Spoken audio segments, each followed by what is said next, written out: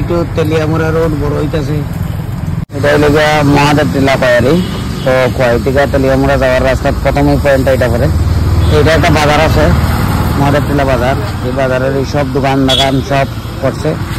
বড় বড় 10 থেকে 10-12 কিলোমিটার জায়গা হইব। এরকম রাস্তার পাশের বড় বড় প্রচুর গাছ আছে, প্রচুর। এই সাইডটা পুরা ছায়া সাইড আছে, সব রাস্তার গাছ সব কাটা হয়েছে। রাস্তা বড় করা হইব এই কারণে, সব গাছ কাটার কারণে। আমি অনেকদিন পরে আইছি জায়গা গাছ কাটার পরে এইদিকে পুরা ছায়া আসলো। এই এরিয়াটা পুরা মানে অন্ধকার টাইপের থাকতো সবসময়। মানে গাছ কাটার কারণে দেখি একদম হয়ে গেছে, গাড়ি রৌদ্র পুরা। এই জায়গাটা মানে চেহারাটাই পাল্টে গেছে পুরো সম্পূর্ণ। কিন্তু কিছু করার নাই, রাস্তা তো বড় করতে হলে গাছ সাইডে থাকলে কাটতে হইব, কিন্তু সঙ্গে সঙ্গে লাগাইতেই হইব। আর এইটাই এখন রাস্তা হওয়ার আগেই যদি পাশে জায়গা যদি লাগাই দেয় তাহলে 1-2 বছরে গাছ বড় হওয়ার সম্ভব।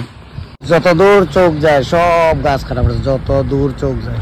গাছটি না হইলেও 50-60 বছর পুরানো এরকম গাছ, 50-60 বছর পুরানো হইব। অনেক আগের থেকে, ছোটবেলার থেকে দেখি আমরা বড় বড় গাছকে কাটা লাগছে, কিচ্ছু করে না। দুঃখের বিষয়, এখনো কন্টিনিউ কাজ চলে।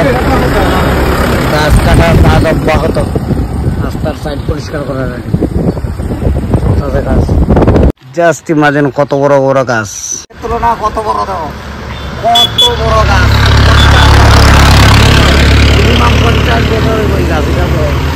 এরকম সবটি গাছ এরকম বড় বড়। এটা খালি দূরিটা রয়েছে দেখা দেখাইলাম। আর বড় বড় সবটি গাছ এরকম কাটা হয়েছে, সবটি রাস্তার সাইড এরকম বড় বড় গাছ। তো পুরা ছায়া আসলো এই সাইড, তখন তো পুরা শেষ শুটিং। রাস্তার সাইডে কিছু গাছ লাগাইছিলাম এরকম, ওই গাছটি তো অনেক বড় বড় হয়েছে। কিন্তু এখন যে অবস্থা, আমরা রাস্তার একদম সাইডে লাগাইছিলাম, এটিও নিয়ে সাইডটা কাটিলা, এটাই চিন্তা করতেছি।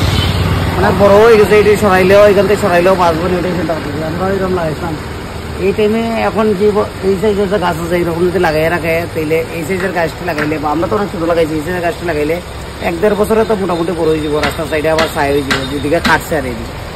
কিন্তু আমরা যেটি লাগাইছিলাম এটিও নিয়ে আরো কাটিলা, এটা চিন্তা করতেছি আর আমরা।